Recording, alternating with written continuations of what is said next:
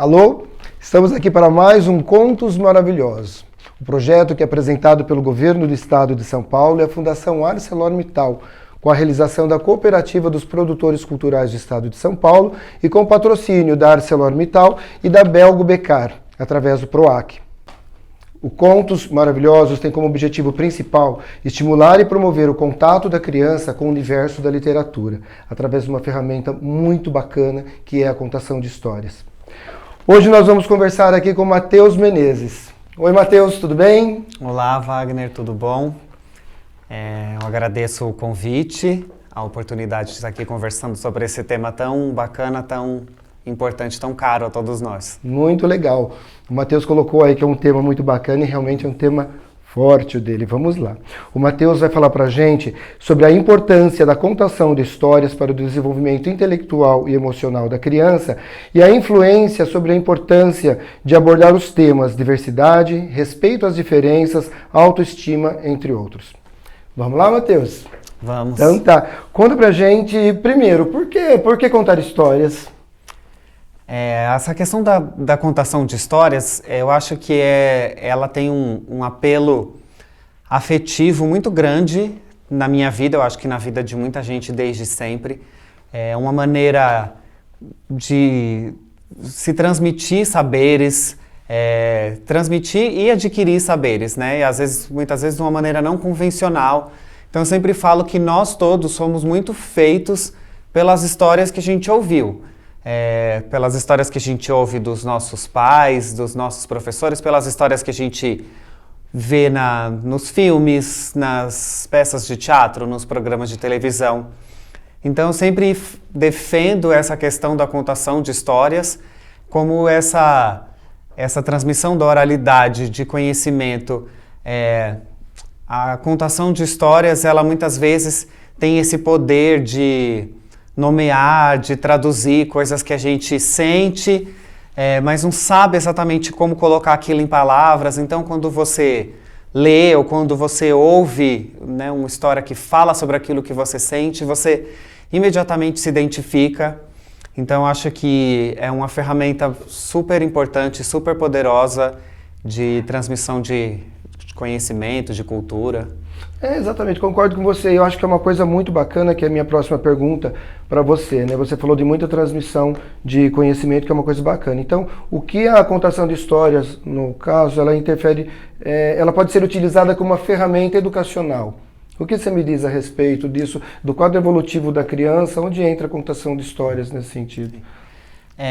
Eu sempre senti falta, mesmo quando eu era aluno, e continuo sentindo falta, até certo ponto, de uma disciplina, de matérias que ensinem para as crianças além do ensino convencional. As matérias que nós aprendemos que fazem parte do currículo escolar, português, matemática, ciências, todas essas matérias têm, obviamente, a sua importância, né? É muito claro a importância que cada uma dessas disciplinas tem no nosso aprendizado.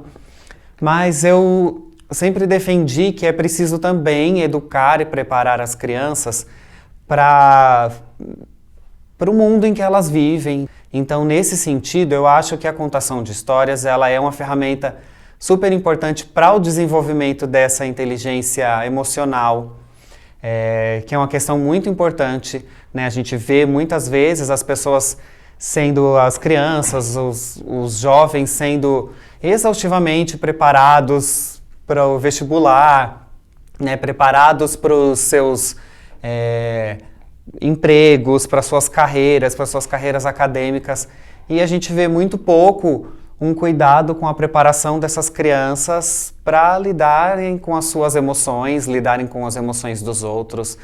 Então, eu acho que a contação de histórias ela pode ajudar e muito nesse sentido de uma educação, numa ferramenta de educação não convencional e no desenvolvimento dessas outras inteligências que todos nós temos, né? Mas que muitas vezes eu acho que elas são até mesmo subaproveitadas ou não exploradas na sua totalidade dentro do ambiente escolar, educativo, seja ele dentro da escola ou até mesmo dentro de casa. Muito bacana. Você falou aí nas entrelinhas, a gente viu muito a questão do convívio social. E aqui dentro do seu tema, né, que você está estudando, desenvolvendo, você fala muito questão a um tema bastante atual, que é a diversidade, o respeito às diferenças, que é uma coisa que nós estamos vivendo hoje. Então, Matheus, eu queria te perguntar, dentro do seu universo de trabalho, dentro da tua vivência, da sua história, como que se dá, através da contação, a abordagem desses temas que, de certa forma, não deixam de ser polêmicos? Como que você aborda isso e se tem alguma história específica que você usa para ilustrar quando você vai abordar esse tema? Eu acredito, Wagner, que falar sobre diversidade em qualquer que seja o seu aspecto, ela é uma necessidade, porque crianças, né, nós estamos pensando aqui em um trabalho feito, direcionado, como abordar, né, como fazer uma contação de histórias.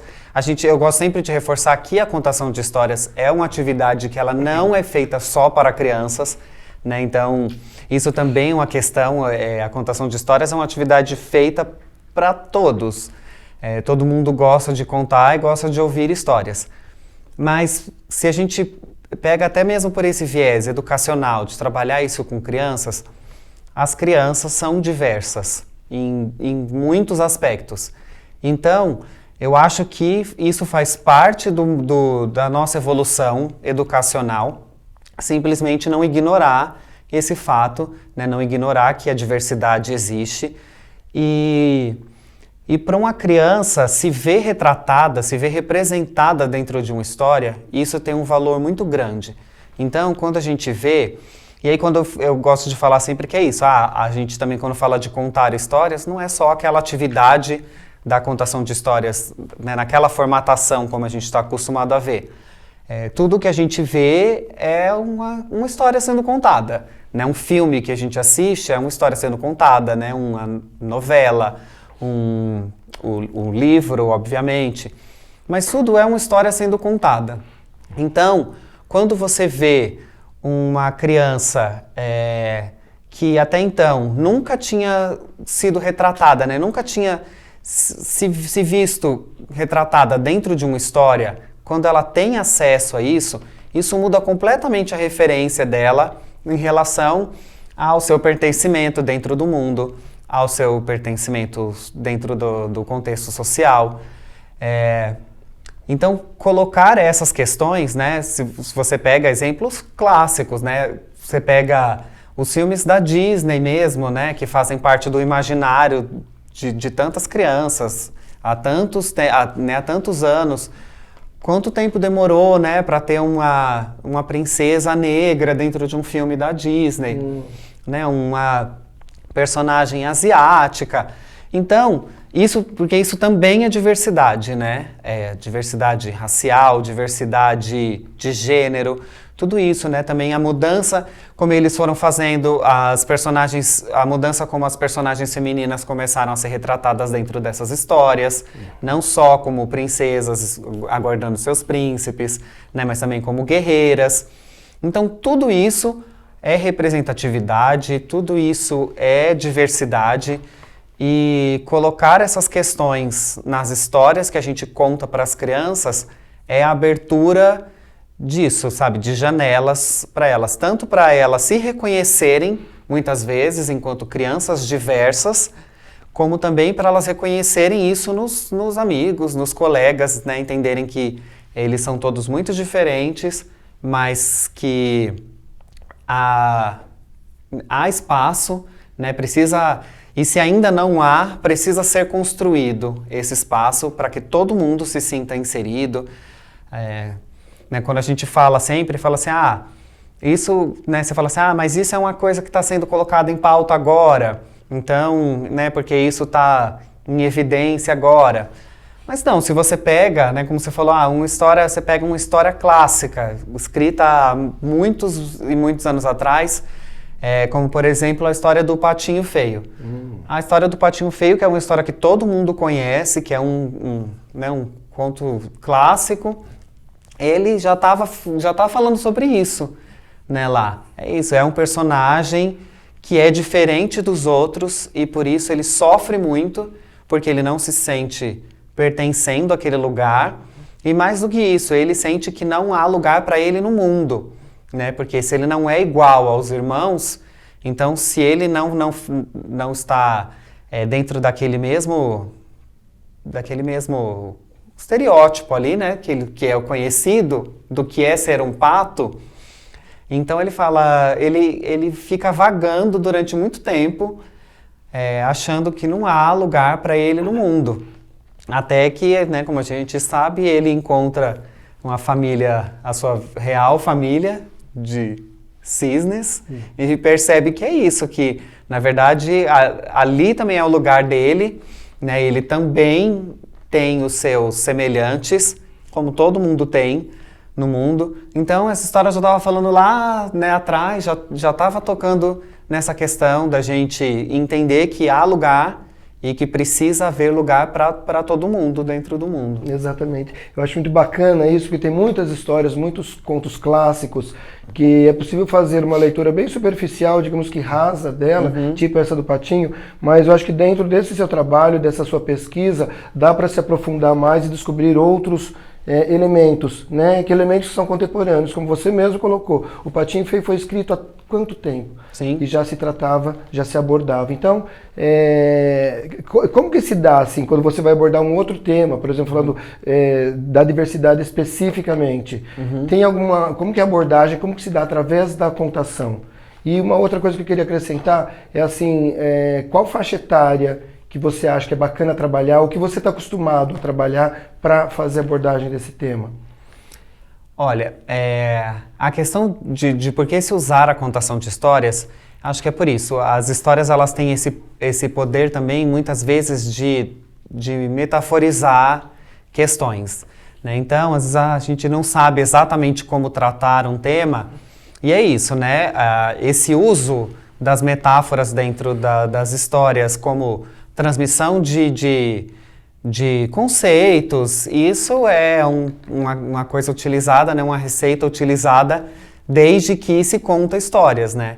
Então a gente vê isso, está dentro das mitologias todas, né? Se utilizam dessa ferramenta. Você pega a mitologia, as histórias da mitologia grega, o que eles estavam colocando lá, né? Todas elas têm uma questão que eles gostariam de que fosse trabalhada, de que fosse introduzida como conceito dentro daquela sociedade, e eles usam as metáforas. Então, as mitologias todas, a mitologia grega, a mitologia africana, a mitologia cristã, né? A Bíblia é super povoada de parábolas, metáforas, né? Que nos permitem várias leituras, inclusive. Exato, né? Então, né, Jesus Cristo usava disso lá no Evangelho para contar as suas histórias, porque o que ele está fazendo ali é contando uma história para introduzir um tema que lá na sociedade dele também era polêmico, né? Então, quando a gente olha para isso, isso também foi a ferramenta dele, né, lá, porque às vezes é isso. O pensamento é esse. Se eu falar exatamente, literalmente sobre esse assunto, pode ser que eu não consiga alcançar todo mundo. Ou por uma questão de limite de entendimento ainda naquele momento, ou até mesmo por uma questão de resistência, né, ao tema. Mas aí quando você coloca isso dentro de uma metáfora, dentro de uma história, muitas vezes isso facilita um pouco a absorção de quem está recebendo, né, de quem está ouvindo essa história. E por outro lado também, eu acho, Wagner, que a gente nunca deve subestimar a capacidade de entendimento das crianças, né, em relação a lidar com esses temas, né, porque como eu falei, porque essas crianças, elas já estão inseridas dentro de um ambiente diverso, né? Então, é uma loucura você pensar que num ambiente, numa sala de aula com 30 alunos, olha a diversidade de alunos, de personalidades, né, enfim, de conhecimentos, né, até mesmo de inteligências diferentes, como a gente falou. É o próprio núcleo familiar de cada um, Sim. acredito que propicia isso, né? De Sim. trazer essa diferença para um grupo de 30, realmente você não vai ter uma homogeneidade aí, né, nessa questão. É assim, eu acho alguns exemplos de coisas muito bacanas que foram feitas, né? Tem um espetáculo que é dirigido pelo Kiko Marques, que foi feito em 2019, chama É Tudo Família. E é muito legal a abordagem dele, justamente porque são 4 crianças que são encarregadas de fazer um seminário na escola sobre o que é uma família. E aí eles partem daquele modelo clássico como a gente conhece, né? A família é feita assim. E aí um começa, não, mas na minha família os meus pais são separados. Ah, não, mas na família do meu amigo ele tem 2 mães. E aí eles começam a levantar milhões de exemplos e começam a perceber que todas aquelas mais variadas formações, todas elas são formações familiares. Então, isso é uma questão super presente no universo das crianças, no universo infantil, que são essas diferentes estruturações da família, como a gente está convivendo, presenciando nos dias de hoje, né, as questões raciais, como a gente fala também, que elas estão cada vez mais sendo colocadas em evidência, nesse sentido de valorização da autoestima dessas crianças, né, que durante muito tempo foram reprimidas, né, em relação ao seu corpo, em relação ao seu cabelo, né, em relação à cor da sua pele. Então, o empoderamento dessas crianças, no sentido de entender que tudo que é diverso é bonito, é completamente libertador. Nossa, muito bacana. Eu queria te fazer uma pergunta, uma colocação, na verdade, pedir para você uma dica. Sim. Eu vou te falar o porquê depois. Para quem nunca fez uma contação de história, para quem pretende agora, para um profissional que está nos assistindo, que ele quer fazer uma contação de história em sala de aula, não estou falando de temas ainda, tá? Para quem quer iniciar na contação de história, que dicas você daria? Para essa pessoa que quer começar a contar, nós estamos falando de tema, tá? Mas como fazer uma primeira abordagem, como seria? Tá? Como iniciar? Parece um pouco óbvio, mas eu sempre falo assim, né? Até a gente que já é mais experiente, quando você vai fazer uma contação de histórias que você nunca fez, é a primeira vez que você está fazendo, você fica muito preocupado. Nossa, será que eu vou saber fazer, né? Será que eu vou saber contar essa história da melhor maneira possível? E aí o que a gente fala sempre o que você não pode perder de vista é justamente a história que você está contando. Então, a maneira como você vai fazer, ela pode também ser muito diversa. Eu tenho amigos que gostam muito de usar elementos para contar as histórias. Então isso, às vezes, né, para você que fala, eu não falo bem, eu não tenho desenvoltura para segurar, para ficar durante 30 minutos contando uma história para as crianças. Então, você pode utilizar elementos, tem gente que utiliza fantoches, né, bonecos, imagens. Eu acho sempre que você deve colocar as ferramentas que você acha que elas vão te ajudar, que elas podem te ajudar a dar exemplos, a criar as imagens dessa história, né? Porque quando a gente fala que contar uma história, qual é o ponto-chave de contar uma história? É você criar essas imagens na cabeça de quem está ouvindo a sua história. Então, muitas vezes a pessoa fala, mas eu não consigo só com a palavra. Então, de repente, você traz elementos, você traz figuras, né? Você pode trazer alguma coisa que te ajudem nesse processo, mas o mais importante sempre é você saber que a história é feita disso, de alguém que está ali para contar e de alguém que está ali para ouvir. Se você não perde essa relação com quem você está e para quem você está contando a história, ela vai. Nossa, muito bom. Parabéns, acho que é bem por aí mesmo. Mas eu só te fiz essa pergunta para quem vai iniciar um processo de contação de história pelo seguinte. Então vamos supor que alguém queira, um profissional queira fazer abordagem de um tema polêmico como esses que nós já conversamos aqui. Existe alguma história que você sugere? E como você sugere que seja essa abordagem? Se tem alguma história que você poderia sugerir como exemplo? Nós já falamos do Patinho Feio. Além dessa, você acha que tem mais alguma, Matheus, que você poderia sugerir pra gente? Olha, ainda bem que tem bastante gente escrevendo agora também sobre isso. Isso também é uma questão muito legal, né? Saber que cada vez mais a gente, e eu falo isso sem nenhuma questão, como eu posso falar, sem nenhuma diminuição de mérito das histórias clássicas. Eu sou apaixonado por histórias clássicas, acho que elas não são clássicas à toa, né? Justamente os clássicos se tornam clássicos porque eles continuam tendo sua importância com o passar dos anos. Então é sempre muito legal a gente ter as histórias clássicas para contar, mas também é muito legal saber que tem uma grande produção literária contemporânea sendo feita agora por gente que está acostumada também a contar histórias. E isso é muito legal porque todos esses temas bem contemporâneos estão presentes ali nesses livros. Então eu destacaria, tem um livro chamado Ovelha Colorida, que é da Carolina Portela, que é isso também, ela através de uma metáfora, é uma receita clássica, né? Uma metáfora utilizando uma ovelha, um animal. Ela trata de uma questão também de diversidade de uma maneira muito bonita, muito ampla, também nesse sentido de aceitação, de autoestima, de inclusão. E falando sobre inclusão, que também é uma questão super importante, né? Inclusão de pessoas com deficiência, que também também são um caráter diverso, né, da nossa sociedade. Tem um livro que também é um espetáculo de teatro chamado Floresta dos Mistérios, do Márcio Araújo, que é uma união muito bacana. Ele une personagens clássicos do folclore brasileiro com personagens, né, são 3 crianças com deficiência, cada uma com uma deficiência diferente, que encontram esses personagens clássicos do folclore brasileiro. E dentro dessa história também é uma maneira muito bonita, muito divertida e ao mesmo tempo muito sensível de abordagem desse tema, da acessibilidade, da inclusão de pessoas com deficiência dentro dos das atividades culturais, dentro do contexto escolar, social. Muito bom, Matheus.